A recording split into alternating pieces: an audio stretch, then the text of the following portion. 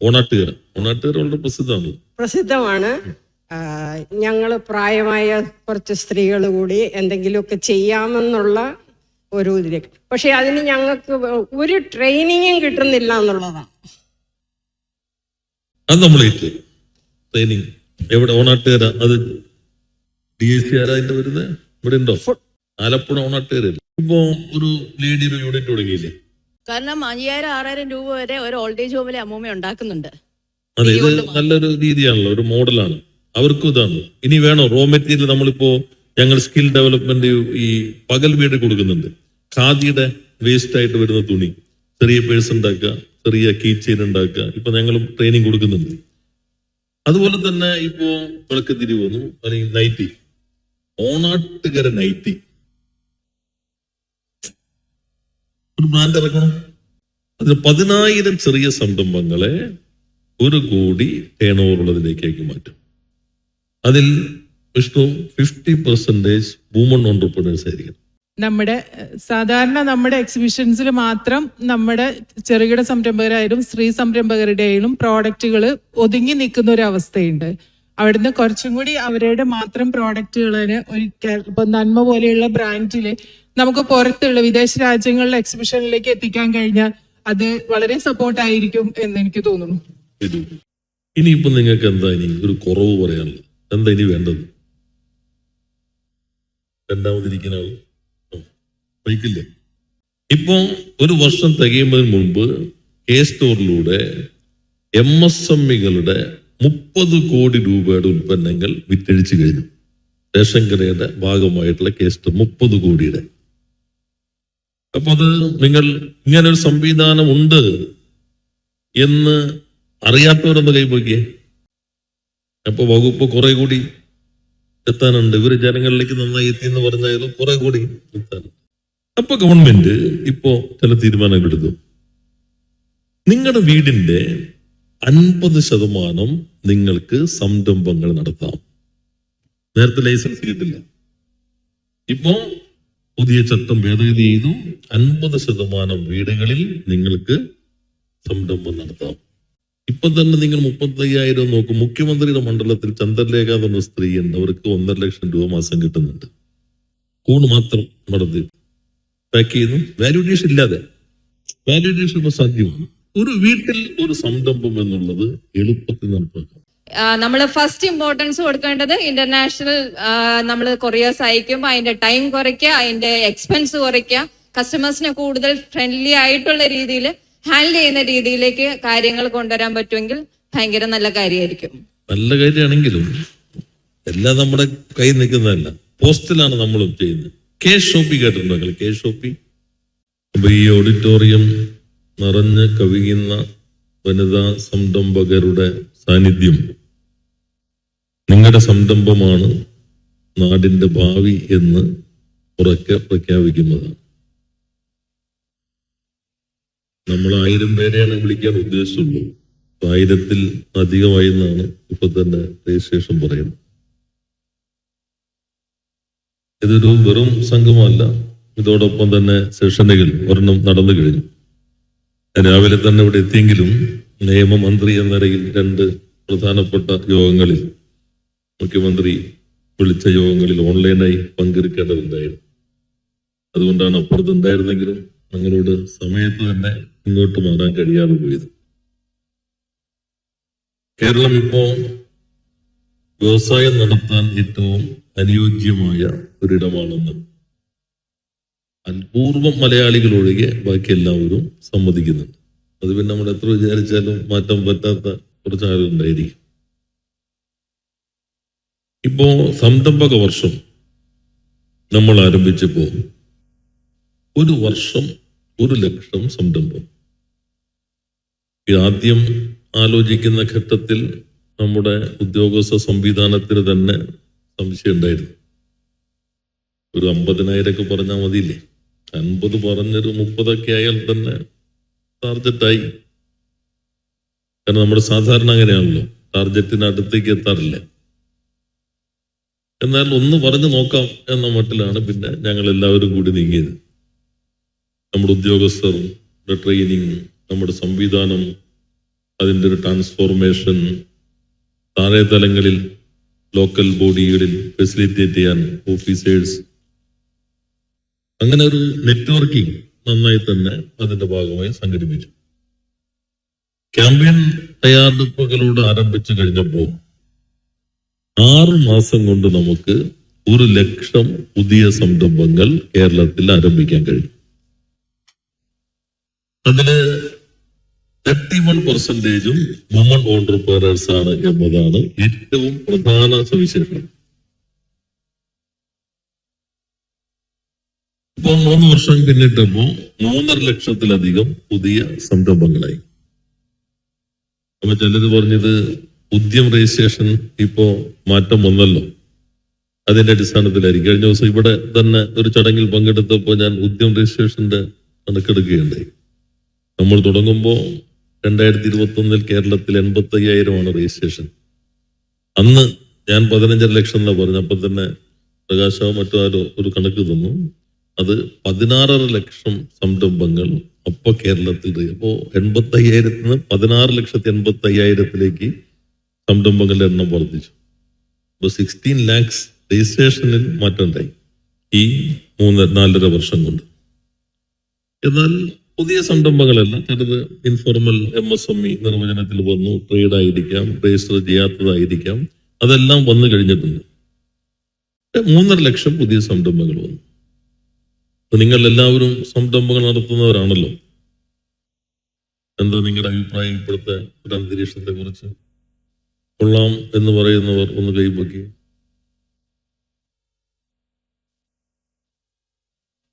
മിക്കവാറും 100% കൊള്ളാം എന്ന് തന്നെയാണ്. നിങ്ങൾക്ക് നേരത്തെ ഉണ്ടായതിൽ നിന്ന് കുറെ പേര് പുതിയ ആളുകളുണ്ട്, പുതിയ സംരംഭകർ, കഴിഞ്ഞ 3-4 വർഷം കൊണ്ട് വന്ന പുതിയ സംരംഭകർ.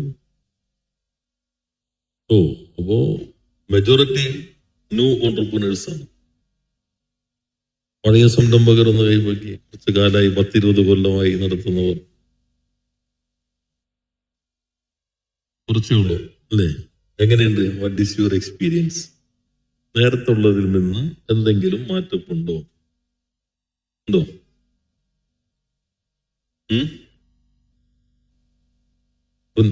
പഴയ ഓൺട്രപ്രനറാ, പുതിയതല്ലേ? അല്ല, പുതിയ ആളാണോ പഴയ ആളാണോ? 5 years മോശമല്ല. കുറെ കൂടി സ്ത്രീ സൗഹാർദ്ദമായി. മൊത്തത്തിൽ സംരംഭകത്തിന്റെ സൗഹൃദ അന്തരീക്ഷം വന്നു. ഇനിയിപ്പോ നിങ്ങൾക്ക് എന്താ ഇനി ഒരു കുറവ് പറയാനുള്ളത്? എന്താ ഇനി വേണ്ടത്? രണ്ടാമതിരിക്കുന്ന ആൾ ബൈക്കില്ലേ വന്നു? ഇപ്പൊ നിങ്ങളുടെ അടുത്തേക്ക് വന്നു.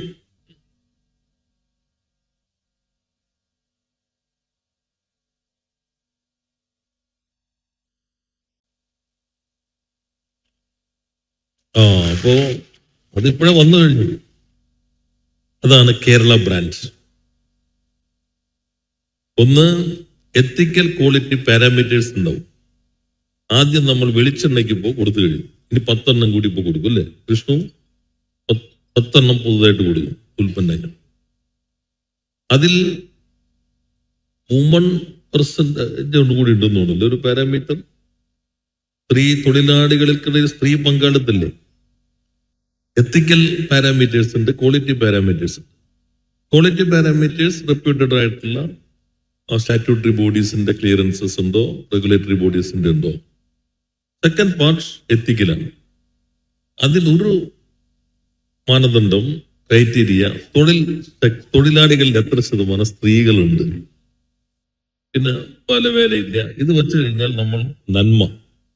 നിങ്ങൾ പരസ്യം കാണുന്നില്ല, ചില ഒരാൾ നടന്നു പോകുമ്പോൾ നുണ പറയുമ്പോൾ തേങ്ങത്തറയിൽ വന്ന് വീഴുന്നത് കാണുന്നില്ല. അപ്പൊ നന്മ വേറെ ഉണ്ട് ഗവൺമെന്റിന്റെ. അത് ഗവൺമെന്റ് റെക്കഗ്നൈസ്ഡ് ആയിട്ടുള്ള ബ്രാൻഡാണ് കേരള ബ്രാൻഡ്.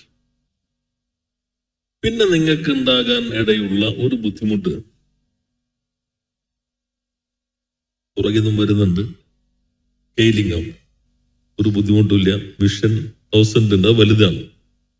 ഇപ്പൊ ഞങ്ങൾ ഒരു പുതിയത് ചർച്ച ചെയ്തുകൊണ്ടിരിക്കുകയാണ്. ഞാൻ ഇടയ്ക്ക് പറഞ്ഞു, ഇപ്പൊ അത് ഫൈനൽ സ്ട്രക്ചേർഡ് ഫോമിലേക്ക് എത്താണ്.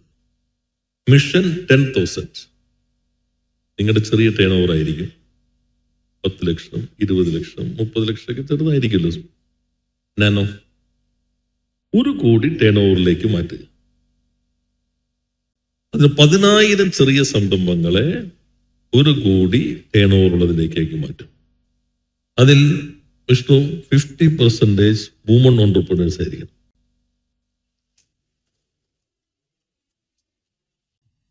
നിങ്ങളതിന് അപേക്ഷ കൊടുത്ത കാര്യങ്ങൾ നോക്കിക്കൊള്ളു. നിങ്ങൾക്ക് ആവശ്യമായ പിന്തുണ നൽകും. മറ്റ് സോഷ്യൽ ഫാക്ടേഴ്സ് ഉണ്ടാവും. ആ സോഷ്യൽ ഫാക്ടേഴ്സ് നിങ്ങൾ ഇതിനകത്ത് ഉൾപ്പെടുത്തിയാൽ മതി.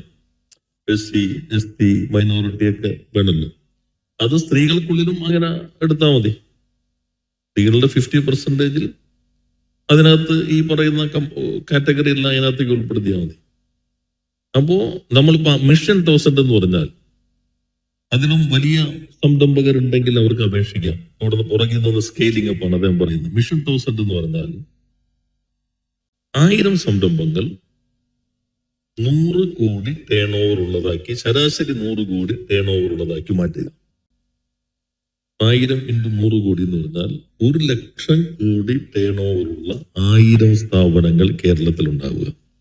അതിലിപ്പോ പ്രിൻസിപ്പൽ സെക്രട്ടറിയുടെ നേതൃത്വത്തിലുള്ള കമ്മിറ്റി 444 എണ്ണം തെരഞ്ഞെടുത്ത് കഴിഞ്ഞു.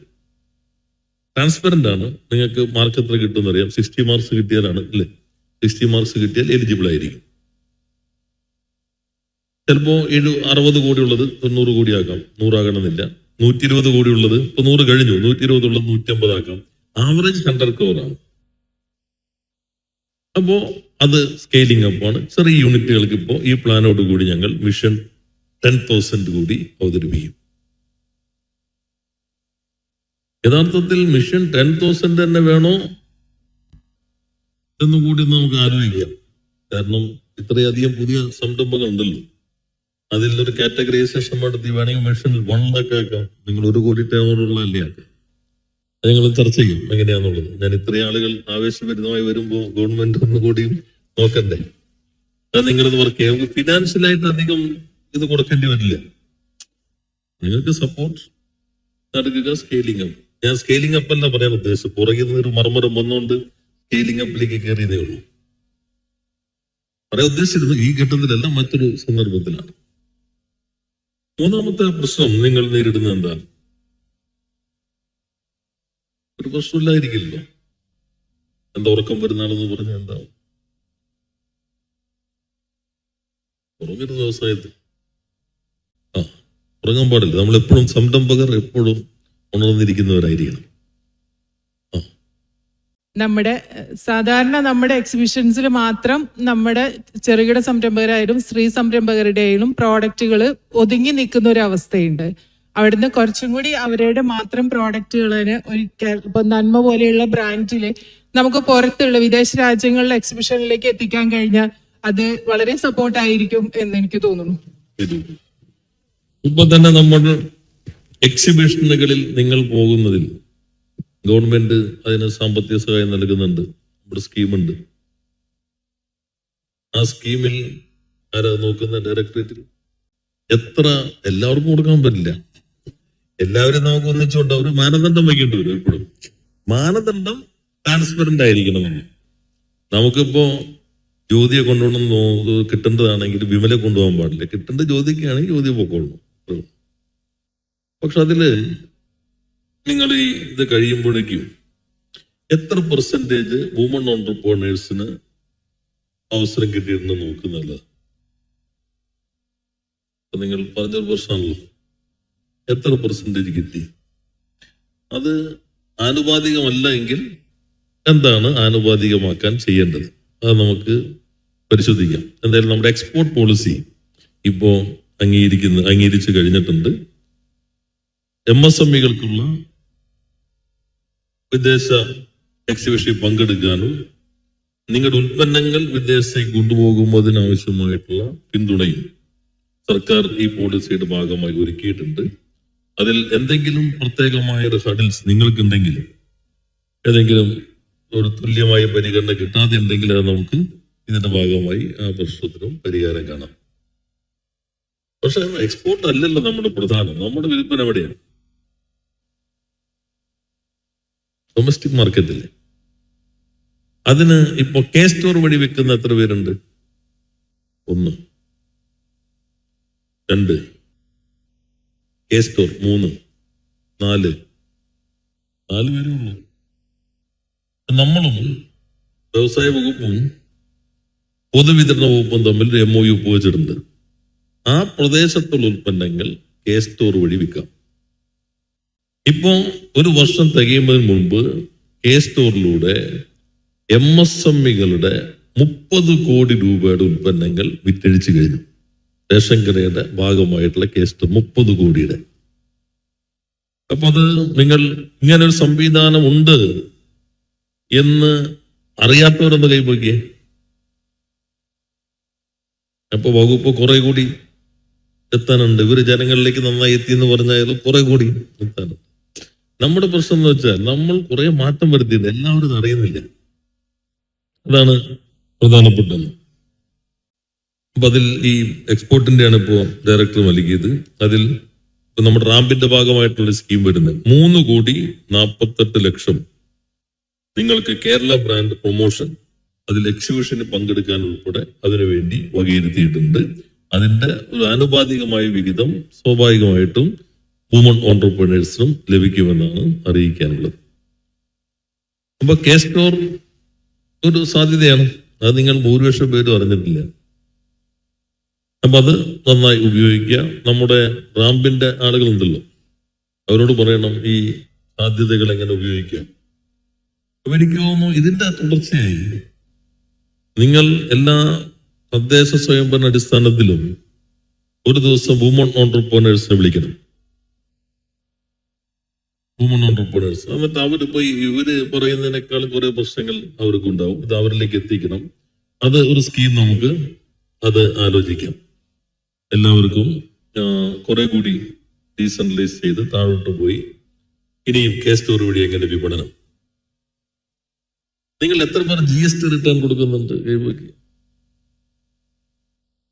ഓക്കെ, നല്ല ശതമാനം ഉണ്ട്.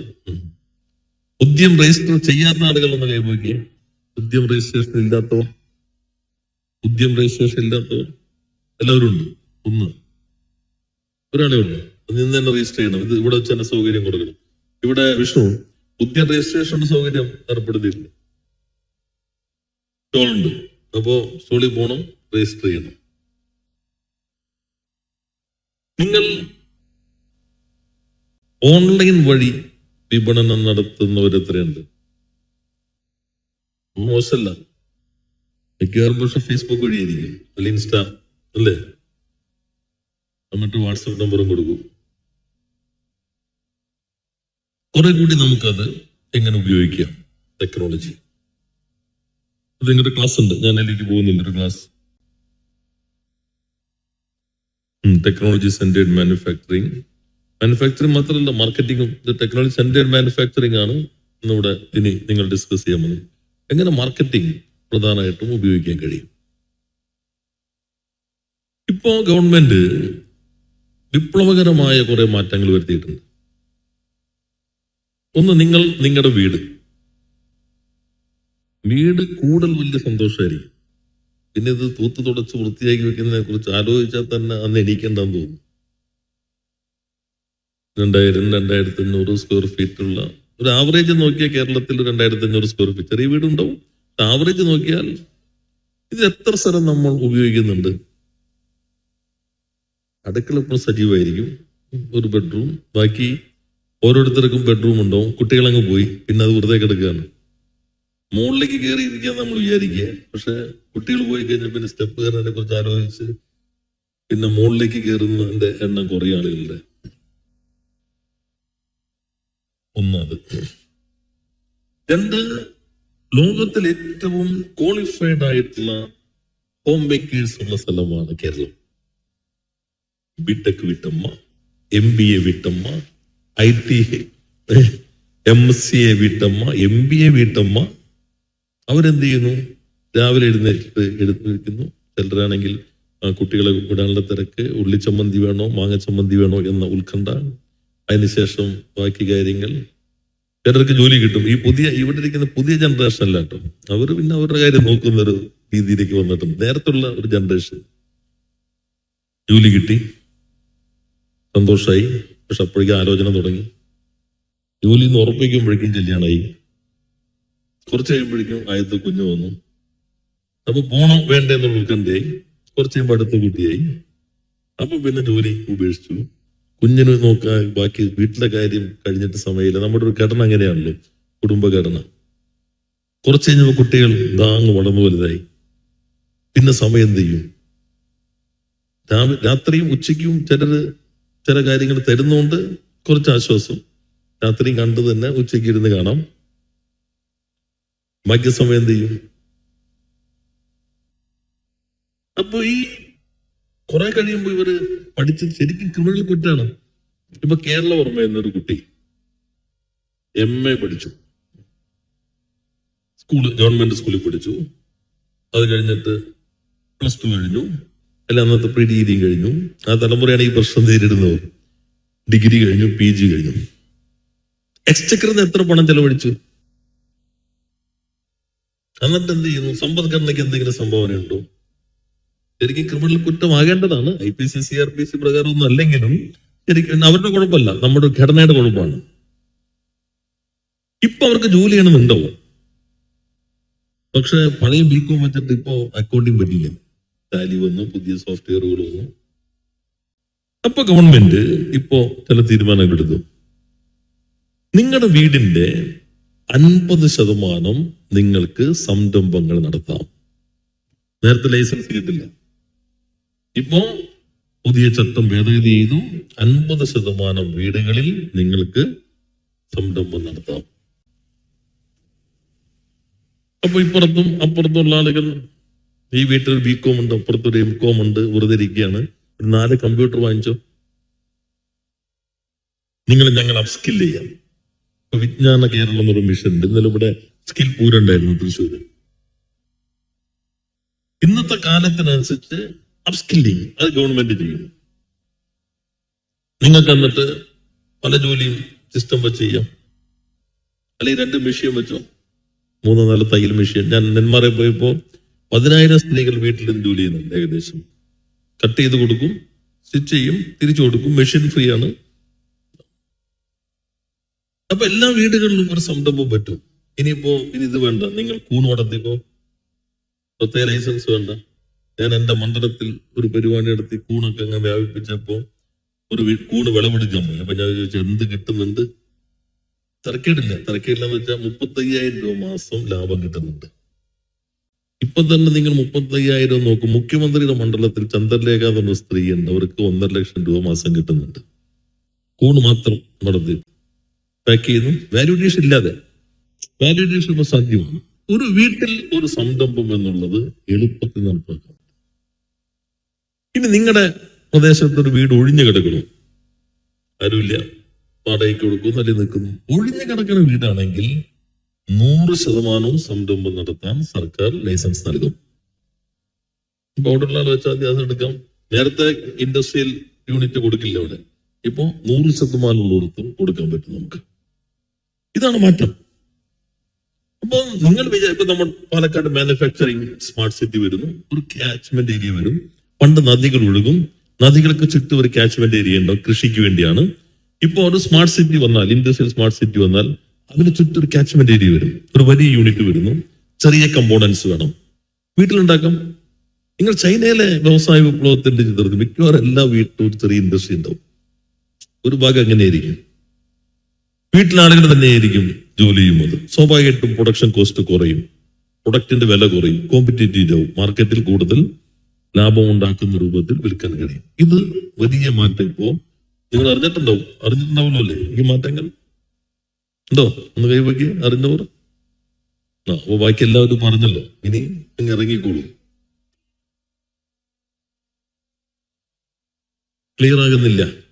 പഞ്ചായത്തിൽ വീടുകളിൽ സംരംഭം നടത്താനുള്ള പുതിയ ചട്ട ഭേദഗതി അറിഞ്ഞിട്ടുണ്ടോ? ഇല്ല എന്നാണോ? തല കുലുക്കുന്നതിന് 2 അർത്ഥമുണ്ട്. നന്നായി അറിഞ്ഞു എന്നാകാം, അറിഞ്ഞില്ല. അപ്പൊ ഭൂരിപക്ഷം പേര് അറിഞ്ഞിട്ടില്ല. എന്നാൽ നിയമസഭയിൽ ഇപ്പൊ നടക്കുന്ന ബഹളവും മറ്റു കാര്യങ്ങളും എല്ലാം നിങ്ങൾ അറിയുന്നുണ്ടല്ലോ. ഇതാണ് നമ്മുടെ ഒരു കുഴപ്പം. ഇപ്പോ ഞങ്ങൾ ഈ നിയമസഭയിൽ വളരെ പ്രധാനപ്പെട്ട കുറച്ച് നിയമങ്ങൾ പാസാക്കി. ഏക കിടപ്പാട സംരക്ഷണ നിയമം ആദ്യമായിട്ടാണ്. വെച്ചാൽ ഒരു പാവപ്പെട്ട ദരിദ്രമായ ഒരാൾ 10 സെന്റ് സ്ഥലമുണ്ട് ഗ്രാമത്തിൽ, 5 ലക്ഷം വായ്പ എടുത്തു, പെട്ടെന്ന് ഒരാൾക്ക് ക്യാൻസർ വന്നു, തിരിച്ചടയ്ക്കാൻ പറ്റിയില്ല, കുടിശ്ശികയായി, 10 ലക്ഷം വരെ എത്തി നിൽക്കുന്നു, ജപ്തിയായി. നമ്മൾ മന്ത്രി എന്നാലും ഒന്നും ചെയ്യാൻ പറ്റില്ല, കോടതി ഉത്തരവായിരിക്കും. എന്ത് ചെയ്യും? സർഫാസി നിയമമാണ്. സർഫാസി 1 ലക്ഷത്തിന് മുകളിലുള്ള എല്ലാ വായ്പ ഒരേപോലെയാണ്. 1 ലക്ഷം കോടി എടുത്താലും 1 ലക്ഷം എടുത്താലും ഒരേപോലെയാണ്. നമുക്ക് അധികാരമില്ല നിയമം ഭേദഗതി ചെയ്യാൻ. ഇപ്പൊ നമ്മളൊരു പുതിയ നിയമം, ഈ നിയമം ഞാൻ അവതരിപ്പിക്കുകയുണ്ട് സഭയിൽ, പാസാക്കി ഗവൺമെന്റ് നിധി സ്വീകരിക്കുന്നു, ഉണ്ടാക്കുന്നു. ആ ബാധ്യത ഗവൺമെന്റ് ഏറ്റെടുക്കും. വിൽഫുൾ ഡിഫോൾട്ടർ ആവാൻ പാടില്ല. തന്റേതല്ലാത്ത കാരണങ്ങളാൽ കുടിശ്ശികയായതും, അത് സംരംഭങ്ങൾ ഉൾപ്പെടെയുണ്ട്. ചെറിയ സംരംഭങ്ങളാകാം, കൃഷിയാകാം, വീടാകാം, വായ്പ എടുത്തു, നഗരത്തിൽ 5 സെന്റ്, ഗ്രാമത്തിൽ 10 സെന്റ്, 3 ലക്ഷത്തിൽ കൂടുതൽ വാർഷിക വരുമാനമില്ലാത്ത ആളുകൾ തങ്ങളുടേതല്ലാത്ത കാരണങ്ങളാൽ കുടിശ്ശിക വന്നു ജപ്തിയിലേക്ക് എത്തിയാൽ ഗവൺമെന്റ് ഒരു നിധി ഉണ്ടാക്കിയിട്ട് ഗവൺമെന്റ് ആ ഉത്തരവാദിത്തം ഏറ്റെടുത്തിട്ട് ഇവർക്ക് ഡോക്യുമെന്റ്സ് തിരിച്ചെടുത്ത് കൊടുക്കും. ഓൺലി 1 ടൈം, ഒരു ജീവിതത്തിൽ 1 തവണ മാത്രം. ഇനി നിങ്ങൾക്ക് എല്ലാവർക്കും ഉപയോഗപ്രദമായ മറ്റൊരു നിയമം ഇപ്പൊ പാസ്സാക്കി. നിങ്ങൾ അധികം അറിഞ്ഞിട്ടുണ്ടാവില്ല. ഇപ്പൊ നിങ്ങൾ ഓഫീസിൽ, വ്യവസായത്തിന്റെ ഓഫീസ് തന്നെ ആകട്ടെ, ഒരു സർട്ടിഫിക്കറ്റ് നിങ്ങൾക്ക് കിട്ടണം. എത്ര ദിവസം കൊണ്ട് കിട്ടണം എന്ന് അവിടെ എഴുതി വെച്ചിട്ടുണ്ടോ? DIC ഉൾപ്പെടെ നോട്ടിഫൈ ചെയ്തതിന്റെ എണ്ണം കുറവാണ്. ഇനി നോട്ടിഫൈ ചെയ്തില്ലെങ്കിൽ വിഷ്ണുരാജിന്റെ 10,000 രൂപ ഫൈൻ വരും. എല്ലാ ഡിപ്പാർട്ട്മെന്റും സേവനങ്ങൾ 6 മാസത്തിന് നോട്ടിഫൈ ചെയ്യണം. ഇന്ന സേവനത്തിൽ ഇത്ര ദിവസത്തിനകം കൊടുത്തിരിക്കണം, അല്ലെങ്കിൽ തലവനാണ് 10,000 രൂപ ഫൈൻ. പിന്നെ നിങ്ങൾ ഒരു അപേക്ഷ കൊടുത്തു, ഇന്ന ദിവസത്തിനുള്ളിൽ കിട്ടിയില്ലെങ്കിൽ ഒരു അപ്പീൽ അതോറിറ്റി നിങ്ങൾക്ക് സമീപിക്കാം. വീഴ്ച വരുന്ന ഉദ്യോഗസ്ഥന് 10,000 രൂപ വരെ ഫൈൻ ഈടാക്കാൻ ഈ നിയമം വ്യവസ്ഥ ചെയ്യുകയാണ്. ഇനി അയാളും വീഴ്ച വരുത്തിയെന്ന് എഴുതാം, അവർ മുകളിൽ അപ്പീൽ അതോറിറ്റി ഉണ്ട്, അദ്ദേഹത്തിനും ഈ അപ്പീൽ അതോറിറ്റിയെ ഫൈൻ ഈടാക്കാം. എന്നാലൊരു പ്രശ്നം ഉണ്ടാവും. ഈ അപ്പീൽ അതോറിറ്റിയുടെ ജൂനിയർ ആയിരിക്കുന്ന ഉദ്യോഗസ്ഥനായിരിക്കും വീഴ്ച വരുത്തിയത്. ഇവർ ഒന്നിച്ചാ എന്ന് ഊണ് കഴിക്കുന്നു. പിന്നെ ഇയാൾക്ക് വീഴ്ച വരുത്തിയതിൽ എങ്ങനെ ഫൈൻ ഈടാക്കും? 2012 കേരളം ഒരു നിയമം പാസാക്കി. അതിൽ 500 മുതൽ 5000 രൂപ ഫൈൻ ഈടാക്കാം. ഞാനപ്പോ അതിന്റെ സ്റ്റാറ്റിസ്റ്റിക്സ് നോക്കി. 2025 ഞാൻ ഈ നിയമം ബില്ല് അവതരിപ്പിക്കുന്നത് വരെ 1 രൂപ പോലും ഇതൊരു ഫൈൻ ഈടാക്കിയിട്ടില്ല. ഞാനൊരു നിയമം കൊണ്ടുപോകുന്നു വ്യവസായ വകുപ്പിൽ, നിയമസഭ പാസാക്കി. നിങ്ങൾക്കൊരു വ്യവസായം തുടങ്ങാൻ, നടത്തിക്കൊണ്ടുപോകാൻ എന്തെങ്കിലും തരത്തിൽ ഗ്രീവൻസ് ഉണ്ടായാൽ ആ ഗ്രീവൻസ് നിങ്ങൾക്ക് ജില്ലാ തലത്തിലോ സംസ്ഥാന തലത്തിലുള്ള നിയമ പരിഹാര കമ്മിറ്റിയിൽ സമർപ്പിക്കാം. പരിഹാരം 30 ദിവസത്തിനകം എടുത്തിരിക്കണം. എടുത്ത തീരുമാനം 15 ദിവസത്തിനുള്ളിൽ ഏത് വകുപ്പിൽ ഉദ്യോഗസ്ഥനാണെങ്കിലും നടപ്പിലാക്കിക്കൊള്ളണം. നടപ്പിലാക്കിയില്ലെങ്കിൽ ആ ഉദ്യോഗസ്ഥന് 10,000 രൂപ വരെ ഫൈൻ ഈടാക്കാം. ഇത് ഞാൻ കൊണ്ടുവന്ന് നിയമസഭ പാസ് കൈയടിക്കുന്ന അടിക്കണ്ട. 3 വർഷമായി ഒരു പരാതി കിട്ടിയിട്ടില്ല. എന്നാൽ വാട്സപ്പിൽ കിട്ടും, അറിയുന്നില്ല. എന്താ പ്രശ്നം? ഇതാണ് ഗ്യാപ്പ്. മീഡിയ എന്ത് ചെയ്യുന്നു? അവര് ആ ബഹളം, ഈ ബഹളം, മറ്റു പ്രശ്നങ്ങൾ, ഇതെല്ലാം ഇങ്ങനെ എഴുതിക്കൊണ്ടിരിക്കും. മീഡിയയുടെ പ്രാഥമിക ദൗത്യം എന്താ? വിവരങ്ങൾ കൈമാറുക. അതാണ് ഒരു ബേസിക് റെസ്പോൺസിബിലിറ്റി. അവർ പരസ്യം ഇക്കിളിപ്പെടുത്തിക്കൊണ്ടേയിരിക്കും. അല്ലെങ്കിൽ പരസ്പരം ഇങ്ങനെയുള്ള വൈരുണ്ടാക്കും, അടിയുണ്ടാക്കും, കൊത്തുകോടികൾ വകുന്നേരിയിരിക്കും. സീരിയൽ കാണുന്നേക്കാൾ രസം ഇപ്പൊ ന്യൂസ് അവർ കാണലാണ്. മറ്റേനുള്ളതിനേക്കാൾ ഏറ്റുമുട്ടലും കരച്ചിലും പിഴിച്ചിലും എല്ലാം എവിടെയാണ്? എരിവും പൊളിയും മസാലയും എല്ലാം എവിടെയാണ്? ഇതാര് പിടിപ്പിക്കും? ഇതാണ് പ്രശ്നം. ഈ നിയമം പാസ്സാക്കിയിട്ട് ഞാൻ 3 വർഷം, ഞാൻ പ്രിൻസിപ്പൽ സെക്രട്ടറിയാണ് എന്റെ ചെയർമാൻ. അദ്ദേഹത്തിനോട് പറഞ്ഞു, ആദ്യത്തെ വരുന്ന പരാതിയിൽ കടുപ്പിച്ചെന്നെ ചില തീരുമാനം എടുക്കുന്ന ഒരു മെസ്സേജ് പോട്ടെ. ഒരു 6 മാസം കഴിഞ്ഞപ്പോൾ നമ്മൾ റിവ്യൂ നടത്തി. അപ്പൊ എങ്ങനെയുണ്ട് സാർ? ഒന്നും വന്നിട്ടില്ല പരാതി. ഇത് ഞാൻ പിന്നെ എല്ലാ മീറ്റിങ്ങിലും പറയാൻ തുടങ്ങി, ഇങ്ങനെ സംവിധാനമുണ്ട്, നിങ്ങൾ എനിക്ക് വാട്സപ്പ് അയക്കേണ്ട. ഇപ്പൊ എനിക്ക് വാട്സപ്പ് ആയാലും ഒരു പരാതി തരാണ്, കറണ്ട് കണക്ഷൻ കിട്ടിയില്ല, എത്രയായി, ഞാൻ എന്ത് ചെയ്യും? ബഹുമാനപ്പെട്ട വൈദ്യുതി വകുപ്പ് മന്ത്രി കണ്ടാലും എനിക്ക് അധികാരമില്ല, KCBയിൽ അല്ലെങ്കിൽ ലൈസൻസ് കിട്ടിയിട്ടില്ല, ബഹുമാനപ്പെട്ട തദ്ദേശ വകുപ്പ് മന്ത്രി കണ്ടാലും ഇത്ര എനിക്ക് അധികാരമുള്ളൂ. കിട്ടിയില്ലെങ്കിലോ എല്ലാ ചീത്തയും വ്യവസായ വകുപ്പിനായിരിക്കും, നമ്മൾ റിസീവിംഗ് ഇല്ല. എന്നാൽ ഈ കമ്മിറ്റി എടുക്കുന്ന തീരുമാനങ്ങൾ ബൈൻഡിംഗ് ആണ്, irrespective of which department she or he belongs to, that's binding. ആ decision should be implemented within 15 days. ഇന്ത്യയിൽ ആദ്യമായി നമ്മളാണ് ഒരു നിയമം പാസ്സാക്കിയത്. നമ്മളാണല്ലോ പ്രബുദ്ധ കേരളം. പക്ഷെ ജനങ്ങൾ അത്ര, ജനാധിപത്യം, ജനങ്ങളാണ് അധികാരികൾ. അപ്പോൾ എടുക്കുന്ന തീരുമാനങ്ങൾ ജനങ്ങളിലേക്ക് എത്തിക്കുക. അതിൽ നമ്മളിങ്ങനെ പറയുന്നുണ്ടെങ്കിലും കമ്മ്യൂൺ പോലെയാണ്, കേൾക്കും, നിങ്ങളും അത് പ്രയോഗിക്കുന്നുണ്ടാവില്ല. ഇപ്പൊ പുതിയ നിയമം വന്നു. ഇപ്പൊ ഞങ്ങൾ പാഠം പഠിച്ചത്, ഇനി പരാതി വന്നാൽ എന്തുകൊണ്ടോ ഫൈൻ ഈടാക്കാത്തത്? എല്ലാവരും ഉദ്യോഗസ്ഥരല്ലേ. അതുകൊണ്ട് ഇപ്പോ നിയമസഭ പാസ്സാക്കിയ നിയമം ഗവർണർ ഒപ്പുവെക്കണം. അവിടെ നിന്ന് എപ്പോഴാണ് കിട്ടാന്ന് അറിയില്ല. ഒപ്പുവെച്ചാൽ അത് നിയമമാകും. ആ നിയമത്തിൽ ഒരു ഇൻഡിപെൻഡന്റ് സർവീസ് കമ്മീഷൻ വരികയാണ്, സേവന അതോറിറ്റി വരികയാണ്. ഗവൺമെന്റ് സർവീസിൽ നിന്നല്ല, സെക്രട്ടറി ലെവലിൽ പ്രവർത്തിച്ച പരിചയമുള്ള ഒരു ഉദ്യോഗസ്ഥനെ ഒരു സ്വതന്ത്ര സേവനാവകാശ അധികാരിയായിട്ട് പ്രഖ്യാപിക്കുകയാണ്. ഈ ഉദ്യോഗസ്ഥർ എടുക്കുന്ന തീരുമാനങ്ങൾ റിവ്യൂ ചെയ്യാനും കൃത്യസമയത്ത് തീരുമാനം എടുക്കുന്നില്ലെങ്കിൽ ഫൈൻ ഈടാക്കാനും പല്ലും നഖവുമുള്ള ഒരു സ്വതന്ത്ര കമ്മീഷൻ ഈ നിയമത്തിന്റെ ഭാഗമാണ്. പാസാക്കി കഴിഞ്ഞു. ഇനി ഗവർണർ ഒപ്പുവെച്ചാൽ അത് നിയമമായി. അപ്പോ നിങ്ങൾ ഓരോ സർവീസും നിങ്ങളുടെ അവകാശമാണ്, ഔദാര്യമല്ല. പബ്ലിക് സർവന്റ് ആണ്. പലരും കരുതുന്നത് ചെല്ലുന്ന പബ്ലിക് കരുത് ഉദ്യോഗസ്ഥന്റെ സർവന്റ് ആണെന്ന്. അല്ല, പബ്ലിക്കിന്റെ സർവന്റ് അവിടെ ഇരിക്കുന്നത്. പബ്ലിക് സർവന്റ് ആണ്, നമ്മൾ എല്ലാവരും പബ്ലിക് സർവന്റ് ആണ്. അപ്പൊ സേവനം നിങ്ങളുടെ അവകാശമാണ്. അത് വീഴ്ച വരുത്തിയാൽ ശിക്ഷിക്കാനുള്ള അധികാരമുള്ള സ്വതന്ത്ര സംവിധാനത്തെയും ഇപ്പൊ കേരളം രൂപീകരിച്ചു. ഇതാണ് നവകേരളം എന്നുള്ളത്. അപ്പൊ അത് നിങ്ങൾക്ക് ഞാൻ സാന്ദർഭികം സൂചിപ്പിക്കുന്നേ ഉള്ളൂ. ഇപ്പൊ പറഞ്ഞില്ലെങ്കിൽ ഇത് നിങ്ങൾ ചിലപ്പോ ജീവിതകാലം പോലും അറിഞ്ഞെന്ന് വരില്ല, ഇങ്ങനെ സംവിധാനങ്ങൾ ഉണ്ടായി എന്നുള്ളത്.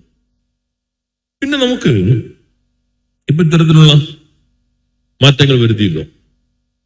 ഇനി നിങ്ങൾക്ക് എന്താ ആവശ്യമായിട്ടുള്ളത്? ഇപ്പൊ പോസ്റ്റൽ സർവീസ് ആണ് നമ്മൾ കൂടുതലും ഡിപ്പെൻഡ് ചെയ്യുന്നത്. അത് കുറച്ചുകൂടെ നമുക്ക് എന്താ പറയാ അക്സെപ്റ്റബിൾ ആണ്. ഫണ്ട് ആണെങ്കിലും നമുക്ക് വളരെ ചെറിയൊരു പേയ്മെന്റ് ആണ് ഇപ്പൊ വരുന്നത്. അപ്പൊ വ്യവസായ വകുപ്പും നമ്മുടെ പോസ്റ്റൽ സർവീസും കൂടി ക്ലബ് ചെയ്തിട്ട് കുറച്ചും കൂടി സുതാര്യമാക്കുക. അതുപോലെ തന്നെ നമ്മൾ ഫേസ് ചെയ്യുന്നതാണ്, നമ്മൾ ഇന്റർനാഷണൽ കൊറിയേഴ്സ് ചെയ്യുമ്പോൾ ഈ പ്രൈവറ്റ് കൊറിയേഴ്സ് ആണെങ്കിൽ പെട്ടെന്ന് സർവീസ് എത്തും. പോസ്റ്റിലാണെങ്കിൽ ഒരു 10 to 15 days വരുന്നത് കൊണ്ട് തന്നെ നമ്മൾ രണ്ടാമതൊന്ന് ആലോചിക്കേണ്ടി വരും. അത് കസ്റ്റമേഴ്സിന് ബുദ്ധിമുട്ടാണ്. ഇപ്പൊ ഒരു പ്രൈവറ്റ് സർവീസ് ആണെങ്കിൽ 7000 രൂപ കൊടുക്കേണ്ട സാധനം പോസ്റ്റിൽ നമുക്ക് 2000 രൂപയ്ക്ക് അയച്ചാൽ മതി എന്നിരിക്കുമ്പോഴും ആ ഒരു ടൈം ലിമിറ്റും ഗ്യാപ്പും നമുക്ക് ഭയങ്കര ബുദ്ധിമുട്ടുണ്ടാക്കുന്നുണ്ട്. അപ്പൊ അതുപോലുള്ള ഇപ്പൊ ഇനി നമ്മുടെ ഫ്യൂച്ചർ ഓൺലൈൻ ആണെന്ന് പറയുമ്പോൾ നമ്മൾ ഫസ്റ്റ് ഇമ്പോർട്ടൻസ് കൊടുക്കേണ്ടത് ഇന്റർനാഷണൽ നമ്മൾ കൊറിയേഴ്സ് അയക്കുമ്പോൾ അതിന്റെ ടൈം കുറയ്ക്കുക, അതിന്റെ എക്സ്പെൻസ് കുറയ്ക്കുക, കസ്റ്റമേഴ്സിനെ കൂടുതൽ ഫ്രണ്ട്ലി ആയിട്ടുള്ള രീതിയിൽ ഹാൻഡിൽ ചെയ്യുന്ന രീതിയിലേക്ക് കാര്യങ്ങൾ കൊണ്ടുവരാൻ പറ്റുമെങ്കിൽ ഭയങ്കര നല്ല കാര്യമായിരിക്കും. നല്ല കാര്യമാണെങ്കിലും എല്ലാം നമ്മുടെ കയ്യിൽ നിൽക്കുന്നതല്ല, പോസ്റ്റിലാണ് നമ്മളും ചെയ്യുന്നത്. കേഷ് ഷോപ്പി കേട്ടിട്ടുണ്ടോ? കേഷ് ഷോപ്പി കേട്ടോ? കൈ പോക്കി കേഷ് ഷോപ്പി 1 2 3 4 ഇത് ഗവൺമെന്റിന്റെ ഇ കോമേഴ്സ് പ്ലാറ്റ്ഫോമാണ് കേഷ് ഷോപ്പി.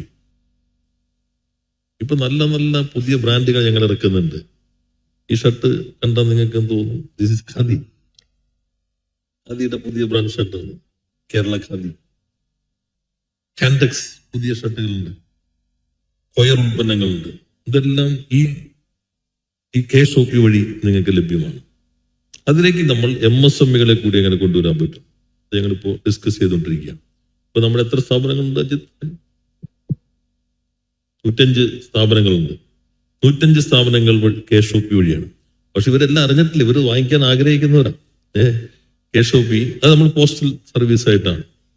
എന്നാൽ മറ്റ് സംവിധാനങ്ങൾ എങ്ങനെ നമുക്ക് റെഗുലേറ്ററി അതോറിറ്റി നമ്മളല്ല എങ്കിൽ പോലും അതൊന്ന് ചർച്ച ചെയ്ത് നോക്കാം എങ്ങനെ കഴിയും. എന്തോ പറയാമെന്നാണ് മൈക്കൊന്ന് കൊടുത്തു. Thank you. ഞാൻ ഓണാട്ടുകര എന്ന് വരികയാണ്. ഓണാട്ടുകര വളരെ പ്രസിദ്ധമാണ്. ഞങ്ങൾ പ്രായമായ കുറച്ച് സ്ത്രീകൾ കൂടി എന്തെങ്കിലുമൊക്കെ ചെയ്യാമെന്നുള്ള ഒരു ഇതിലേക്ക്, പക്ഷെ അതിന് ഞങ്ങൾക്ക് ഒരു ട്രെയിനിങ്ങും കിട്ടുന്നില്ല എന്നുള്ളതാണ്. ട്രെയിനിങ് അത് നമ്മൾ ട്രെയിനിങ് എവിടെ? ഓണാട്ടുകര. അത് DSC ആരാ അതിന്റെ വരുന്നത്? ഇവിടെ ഉണ്ടോ? ആലപ്പുഴ ഓണാട്ടുകര. ഇപ്പൊ ഒരു ലേഡി ഒരു യൂണിറ്റ് തുടങ്ങിയില്ലേ? എന്താ മുത്തശ്ശിത്തിരിയോ അമ്മത്തിരിയോ ഈ അല്ലേ? ഒരു കാര്യം കൂടെ അറിഞ്ഞാൽ കൊള്ളായിരുന്നു. അപ്പൊ നിങ്ങളൊരു പഞ്ചായത്ത് നോക്കിയാൽ ആ പഞ്ചായത്തിൽ എത്ര സ്ത്രീ അവിടെ ഉണ്ടല്ലോ? അതെ, നോക്കിയോ? അതെ. ഒരു പഞ്ചായത്ത് നോക്കിയാൽ എത്ര സ്ത്രീകളുണ്ടാവും? എത്ര നൈറ്റി ആ പഞ്ചായത്തിൽ വിൽക്കപ്പെടുന്നുണ്ട്? വലിയ ടെക്നോളജി ഒന്നും വേണ്ടല്ലോ. ഇതിപ്പോ എവിടെ നിന്നാ വരണേ? 1000 ചോദിച്ചിട്ട് ഒരു റെസ്പോൺസ് ഇതുവരെ ഇല്ല. എത്രയോ അമ്മമാരെ നമുക്ക് ഇതാക്കാന്നറിയാമോ? അതിനകത്തൊരു ഇൻഡസ്ട്രീസ് ആയിട്ട് ബന്ധപ്പെട്ട് നമുക്ക് കോർഡിനേറ്റ് ചെയ്യാം. തീർച്ചയായിട്ടും. കാരണം 5000-6000 രൂപ വരെ ഒരു ഓൾഡ് ഏജ് ഹോമിലെ അമ്മൂമ്മ ഉണ്ടാക്കുന്നുണ്ട്. അതെ, ഇത് നല്ലൊരു രീതിയാണല്ലോ, ഒരു മോഡലാണ്. അവർക്കും ഇതാണ്. ഇനി വേണോ റോ മെറ്റീരിയൽ? നമ്മളിപ്പോ ഞങ്ങൾ സ്കിൽ ഡെവലപ്മെന്റ് ഈ പകൽ വീട് കൊടുക്കുന്നുണ്ട്. ഖാദിയുടെ വേസ്റ്റ് ആയിട്ട് വരുന്ന തുണി ചെറിയ പേഴ്സ് ഉണ്ടാക്കുക, ചെറിയ കീ ചെയിൻ ഉണ്ടാക്കുക. ഇപ്പൊ ഞങ്ങളും ട്രെയിനിങ് കൊടുക്കുന്നുണ്ട്. അതുപോലെ തന്നെ ഇപ്പോ വിളക്കത്തിരി വന്നു, അല്ലെങ്കിൽ നൈറ്റി, ഓണാട്ടുകര നൈറ്റി ഒരു ബ്രാൻഡ് ഇറക്കണം. അപ്പോ ഈ പറഞ്ഞ പോലെ ക്വാളിറ്റി ഒന്നും വേണ്ട. ഓണാട്ടുകരക്കാര് ചെല്ലുമ്പോ ഇത് ഓണാട്ടുകരയിൽ ഉണ്ടാക്കിയതാണല്ലേ, ക്വാളിറ്റി ഒന്നും നോക്കുക തന്നെ അവര് നമ്മുടെ നാടിന്റെ അല്ലേ, ഒരു വാല്യൂ അഡീഷൻ കിട്ടും. ഇതുപോലെ എത്ര മെഴുകുതിരി ഒരു ദിവസം ഒരു പഞ്ചായത്തിൽ കത്തിക്കുന്നുണ്ടാവും. ഞാൻ വയനാടുകാരിലൂടെ വന്നിട്ടില്ലേ? വയനാട് ഒരു സംരംഭം ചെന്നപ്പോ വെളുത്തുള്ളി അടർത്തി അല്ലിയാക്കിയിട്ട് പാക്ക് ചെയ്തു. വേറൊന്നുമില്ല, 3 സ്ത്രീകളാണ്. വേറൊരു സംരംഭം വെളുത്തുള്ളി എന്ന റോ മെറ്റീരിയൽ അത് ഉണക്കി പൊടിച്ചിട്ട് ഗാർലിക് പൗഡർ. വേറൊരു യൂണിറ്റ് വെളുത്തുള്ളി തന്നെ റോ മെറ്റീരിയൽ അത് ഗാർലിക് പേസ്റ്റ്. അപ്പൊ 5, 4, 9, 3, 12 സ്ത്രീകൾക്ക് തൊഴിലായി. ഇങ്ങനെ ഓരോ പഞ്ചായത്തിലും എന്തെല്ലാം സാധ്യതകളുണ്ട്.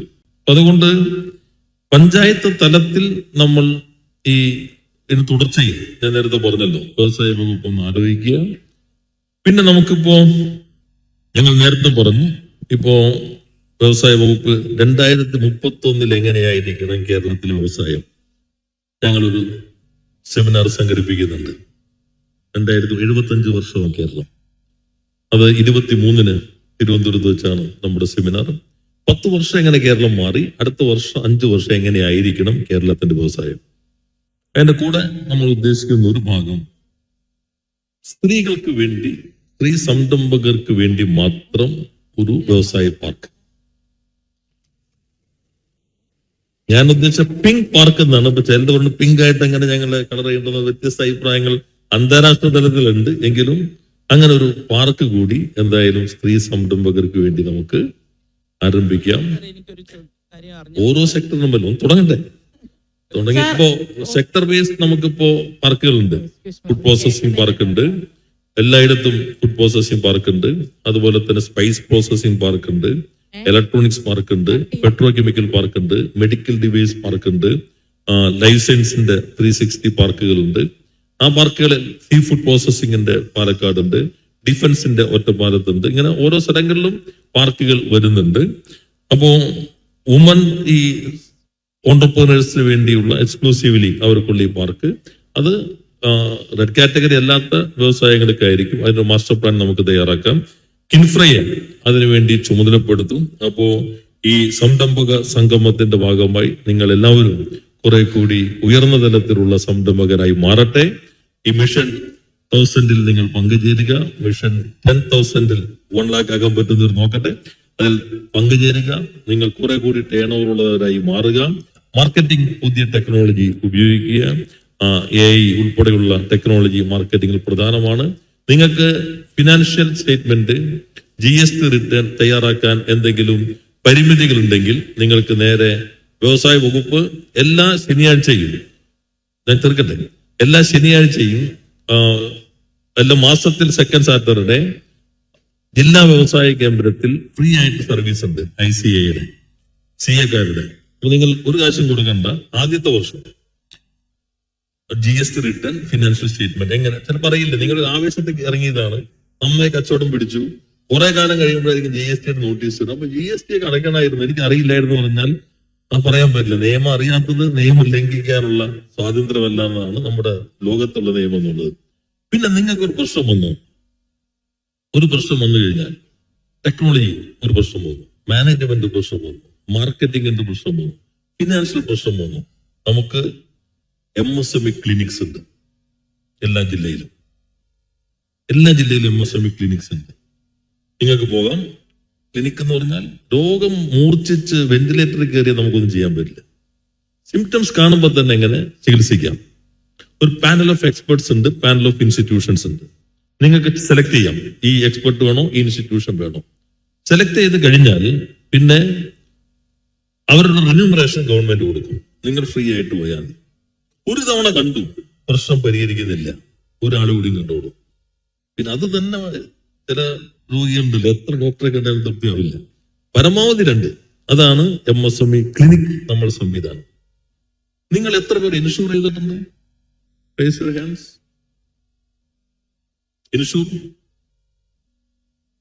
ഇൻഷുറൻസ് ചെയ്തവര്? യെസ്. എന്നാലും മഹാഭൂരിപക്ഷം പേര് ഇൻഷൂർ ചെയ്യുന്നില്ല. എന്താ നിങ്ങൾ ഇൻഷൂർ ചെയ്യാത്തത്? പ്രീമിയം പകുതി ഞങ്ങൾ അടച്ചോളാം. പ്രീമിയം പകുതി ഗവൺമെന്റ് അടച്ചോളാം. സ്കീം ഉണ്ടായിരുന്നു. നമ്മളിപ്പോ സ്കീം തുടങ്ങിയിട്ട് എത്ര നാളായി വിഷ്ണു? സ്കീം തുടങ്ങിയിട്ട് എത്ര നാളായി? ഇൻഷുറൻസ് സ്കീം 2ാമത്തെ വർഷമല്ലേ? Interest subvention 50%. 3 വർഷമായി. ആരും അറിഞ്ഞില്ല. അപ്പൊ കുറച്ചുകൂടി വ്യവസായ വകുപ്പ് നിങ്ങളിലേക്ക് എത്തണം അല്ലേ? നിങ്ങൾ എല്ലാവരും എത്തി എന്ന് പറഞ്ഞെങ്കിലും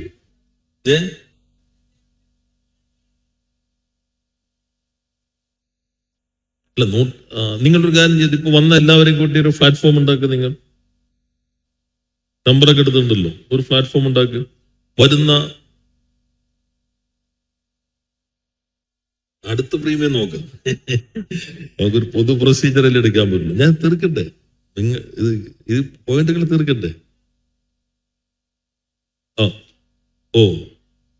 ഇൻഷുറൻസ് ആണോ വിഷയം? മാറിപ്പോയില്ലേ? വെയിറ്റ്. അപ്പോ ഈ ഗവൺമെന്റ് സ്കീമാണ്. വലിയ ഇൻഷുറൻസ് അല്ല കേട്ടോ, മാക്സിമം 10 lakhs അല്ലേ? ആരാ ഇൻഷുറൻസ് നോക്കുന്ന? കൃപ എത്ര? 5,000 പ്രീമിയം നമ്മൾ അടയ്ക്കും അല്ലേ? ചെറിയ യൂണിറ്റുകൾക്കൊക്കെ അത് മതി. ഇപ്പോ വലിയ യൂണിറ്റുകൾക്ക് പറ്റിയെന്നാ പറഞ്ഞു, ചെറിയ യൂണിറ്റുകൾ നാനോ. ഇപ്പോ ഈ പ്രളയമൊക്കെ വന്നു കഴിഞ്ഞപ്പോ ഞങ്ങൾ ഈ താലൂക്ക് അദാലത്തിൽ ഇരിക്കുമ്പോ MSMEകൾക്ക് കേന്ദ്ര മാനദണ്ഡത്തിൽ ഒന്നും കിട്ടില്ല. ദുരിതാശ്വാസ നിയമം അനുസരിച്ച് MSMEകൾക്ക് ഒന്നുമില്ല. നമ്മൾ എന്ത് ചെയ്യും? ഗവൺമെന്റ് എല്ലായിട്ട് എടുക്കാൻ പറ്റുമോ? ജനങ്ങളുടെ നികുതി തന്നെയല്ലേ ഗവൺമെന്റ് ഉപയോഗിക്കുന്നത്. അതുകൊണ്ടാണ് നമ്മൾ എല്ലാവരും ഇൻഷൂർ ചെയ്യുക. ചെറിയ യൂണിറ്റുകളെല്ലാം ഇൻഷൂർ ചെയ്യുക. അത് ഈ പ്രീമിയം ഗവൺമെന്റ് ഇൻട്രസ്റ്റ് സബ്വെൻഷൻ ആയിട്ട് നൽകും. അത് നിങ്ങൾ ഉപയോഗിക്കുക. എന്താ ലാസ്റ്റ് ക്വസ്റ്റ്യൻ? എല്ലാം എല്ലാവർക്കും ബാധകമാണ്. അതിൽ എനിക്ക് ഒരു അഭിപ്രായം പറയാനുള്ളത്, നമ്മുടെ SYB IYB എന്ന 2 കോഴ്സുകൾ നമുക്ക് വ്യവസായ വകുപ്പ് വഴി കിട്ടുന്നുണ്ട്. അത് 18നും 45 വയസ്സിനും ഇടയ്ക്കുള്ള ആളുകൾക്ക് മാത്രമേ അതിൽ പങ്കെടുക്കാൻ പറ്റുള്ളൂ. ഞാനത് ക്യാഷ് കൊടുത്തിട്ടാണ് PD ILO ഐസക് സാറിന്റെ ആ ക്ലാസ് അറ്റൻഡ് ചെയ്തത്.